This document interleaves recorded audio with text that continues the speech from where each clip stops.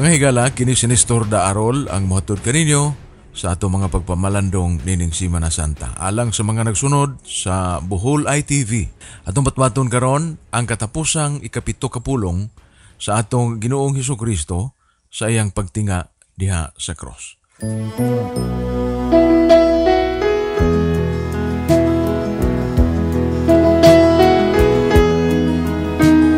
Sa ngalan sa Amahan, sa Anak, ug sa Espiritu Santo. Amen. Ikapito kapulong. Pater in manus tuas comindo spiritum mio. Lucas kapitulo 13 versikulo 46. Mituaw si Jesus sa taas nga tingog ug namulong. Amahan ko, sa imong mga kamot, itugyan ko ang akong kalag. Human nakapamulong, nabugtuan sa ginhawa. Masulubon nga mga anak ni Adan, ang kamatayon mao'y matarong nga batok sa sala, nga way nahimisik, nga tao nga dili magbayad sa kamatayon. Kaya ang tanan, nahimutang ni atong makalilisa nga sentensya, nga gipahamtang sa Dios kontra sa atong unang amahan. Mamatay ka pagka makalilisang. Kay gani ang anak sa Dios nga way kamatayon, wa pasaylua tungod sa sala sa mga katawan. Apan kanang maayot ang amahan, nga naa nagahingutas niya ng krus sa lugos nga kamatayon, sa pagsabot niya nga hapit na siya mubuwag sa iyang mga anak, aron makaplagan ang mga kaayuhan, wa gayud malimot sa mga tugon ug mga pagpahimatngon. Gibili na niya kanato ang perdon sa kamot sa mga birdugo, ang paraiso sa lawas sa usa ka kawatan. Si Maria nga iyang inahan aron kita panganakon. Gitun-an kita sa pagmahay aron dili kita mubiya kaniya. Sa kauhaw aron pangitao nato gihapon ang tuburan sa grasya. Gipahayag kanato nga natapos na ang tanan.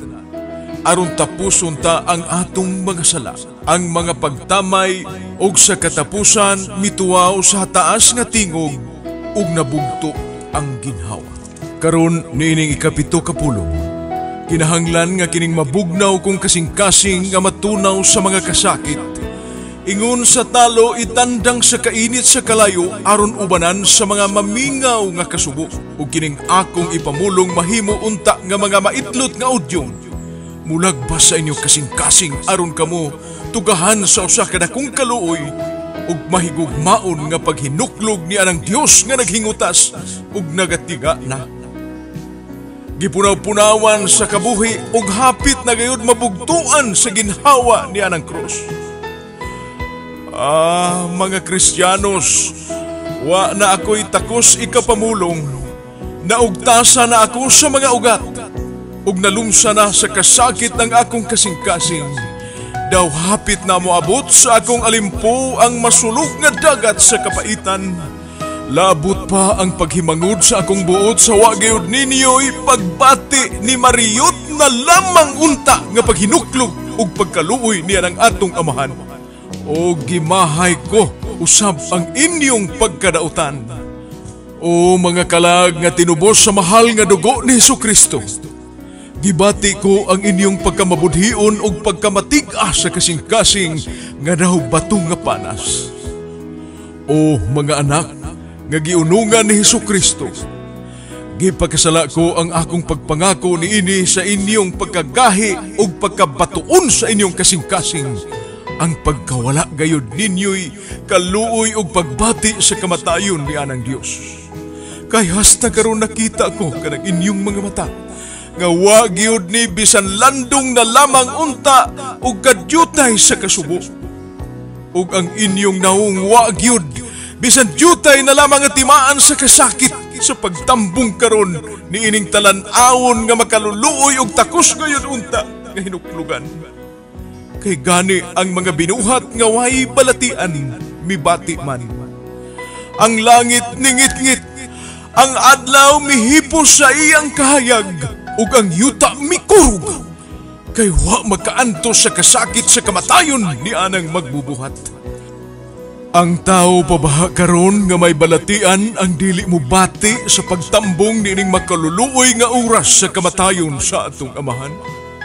Gani kung makadungog kamog notisya nga patay na ang inyong amahan, dili man gani kamo makaantos sa kasakit kung dili muagi sa inyong mga mata ang mga luha.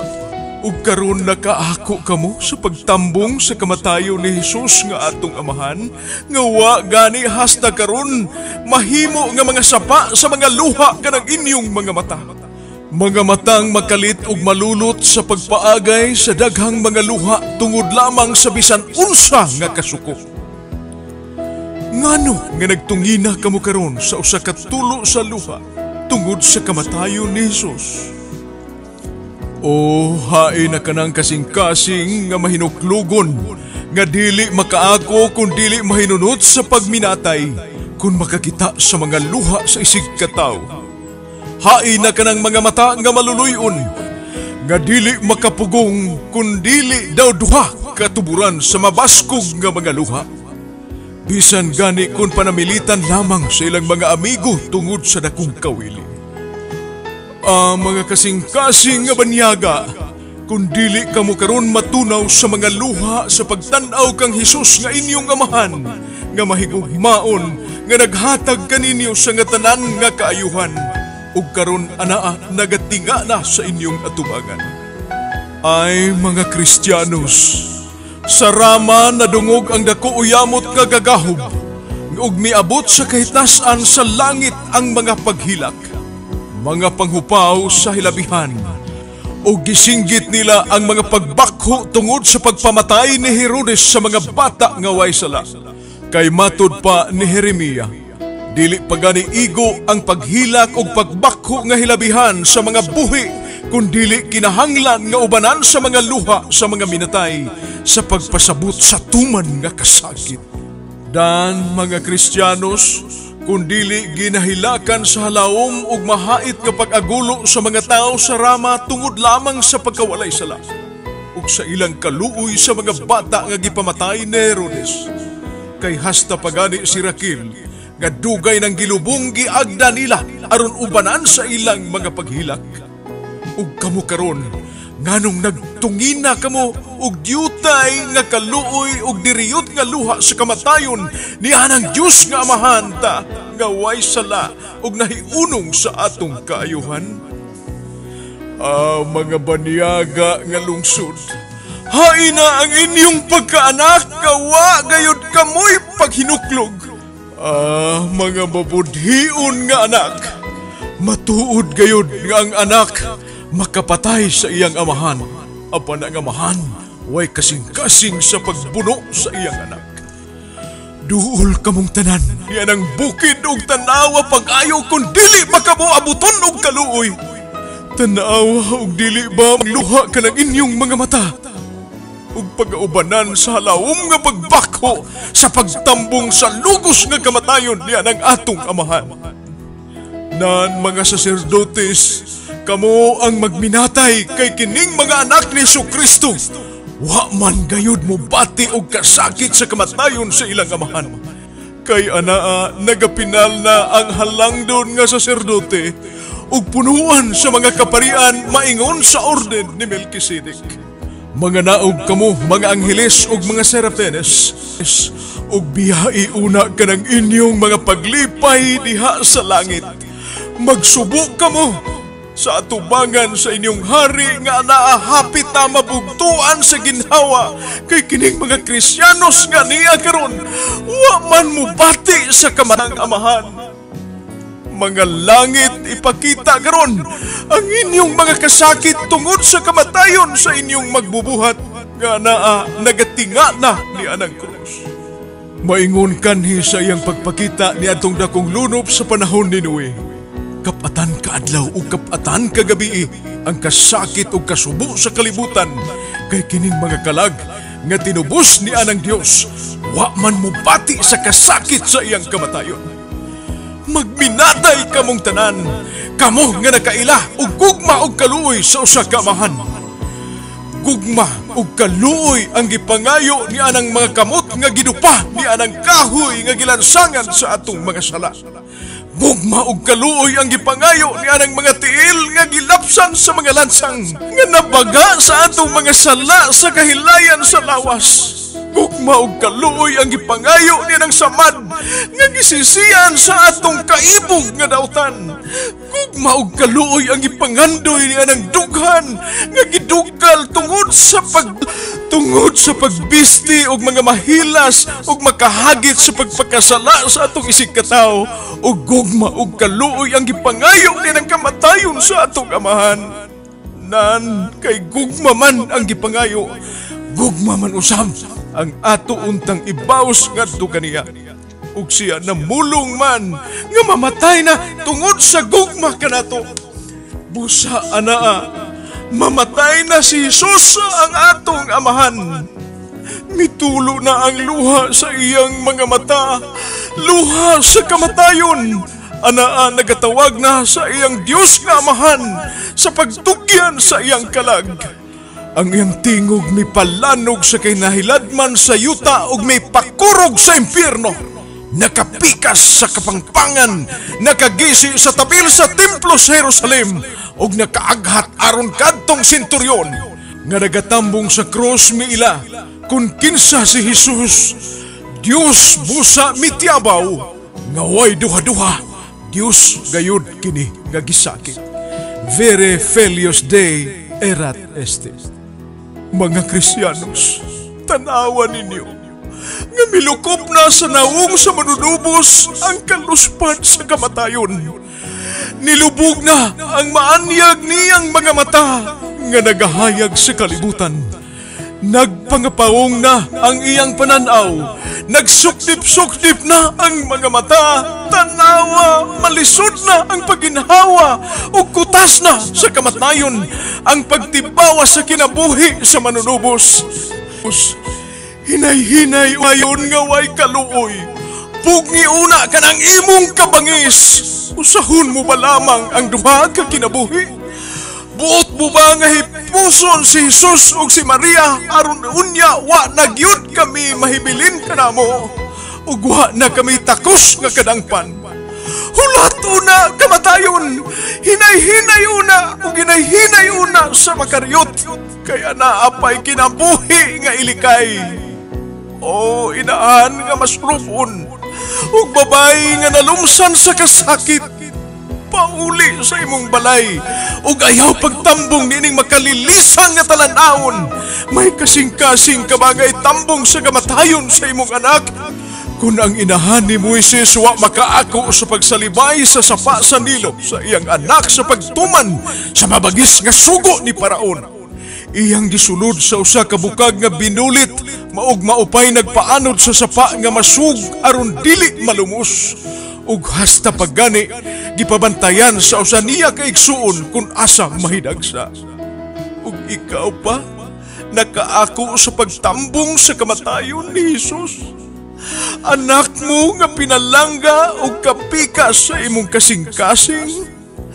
Pahawa diha inahan, pahawa diha inahan. Tanawa tingali baya og moabot kanimo kadtong usa ka kasakit nga gitagna ni Propeta Jeremias nga hilungsan ka sa dagat sa kapaitan. Pahawa diha o masulupon kong inahan, kay mahinunot ka sa kamatayon ni Jesus ug mahimo na gayud kami nga ilong tuwapos.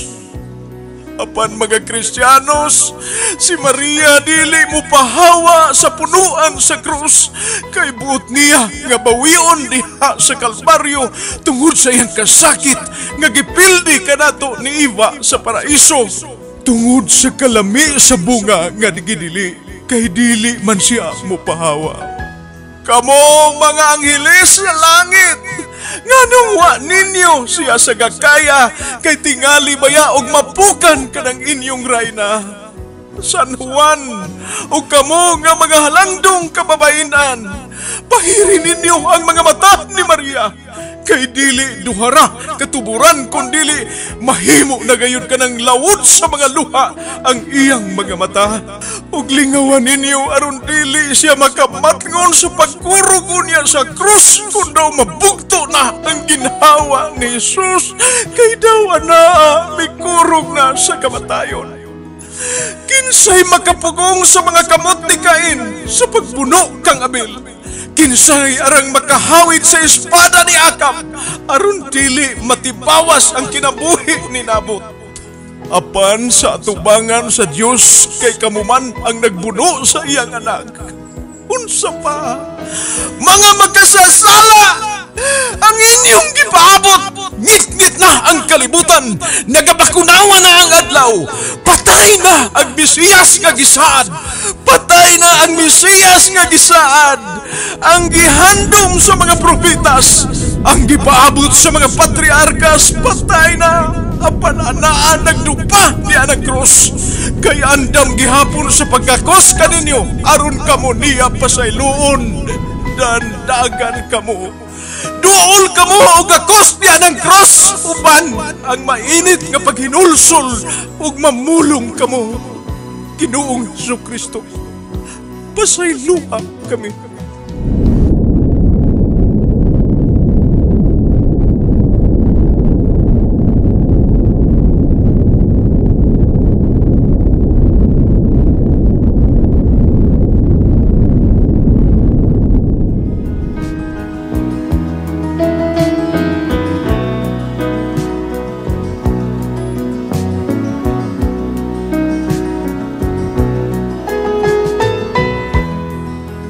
Sa ngalan samahan sa Anak ug sa Espiritu Santo. Amen.